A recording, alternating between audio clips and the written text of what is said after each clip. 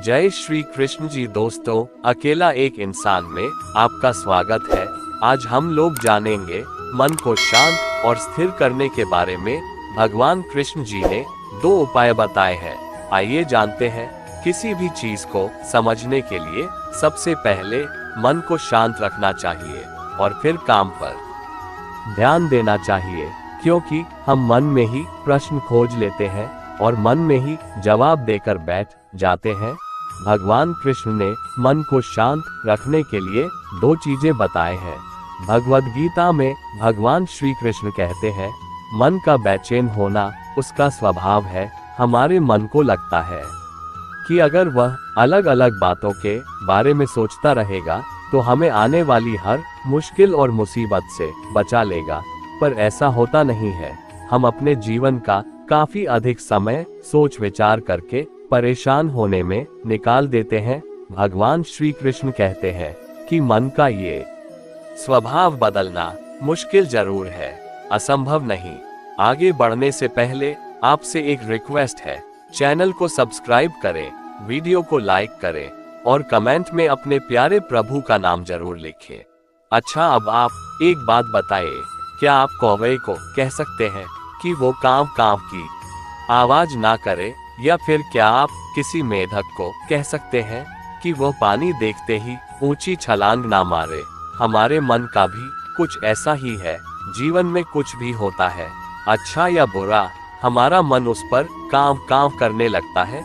कांव कांव से मेरा मतलब है चिंता करना, व्याकुल होना। कोई बुरी बात होती भी नहीं है और मन परेशानी की ऊंची ऊंची लपटें लेने लगता है।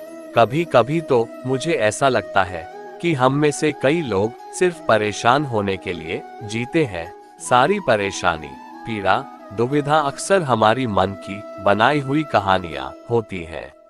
भगवान श्री कृष्ण हमें हमारे मन को शांत और स्थिर करने के लिए 2 उपाय देते हैं। पहला, ध्यान लगाना या मेडिटेट करना। दूसरा, वैराग्य भाव सीखना। अब ध्यान या मेडिटेशन शब्द सुनते ही आप में से कई लोग कहेंगे कि आप आंख बंद कर सांसें अंदर बाहर नहीं ले सकते। यहाँ हम सब गलती कर बैठते हैं। मेडिटेशन या ध्यान का मतलब सिर्फ आंख बंद कर बैठना नहीं होता। मेडिटेशन का मतलब होता है अपना पूरा ध्यान किसी चीज पर लगाना और उसे हटने नहीं देना। अगर आप रोटी बना रहे हैं तो सिर्फ उस बात पर ध्यान दीजिए। अगर आप पिक्चर देख रहे हैं तो अपना पूरा ध्यान पिक्चर पर लगाएं। यह मत सोचिए कि पिक्चर देखकर आप अपना कितना वक्त बर्बाद कर रहे हैं।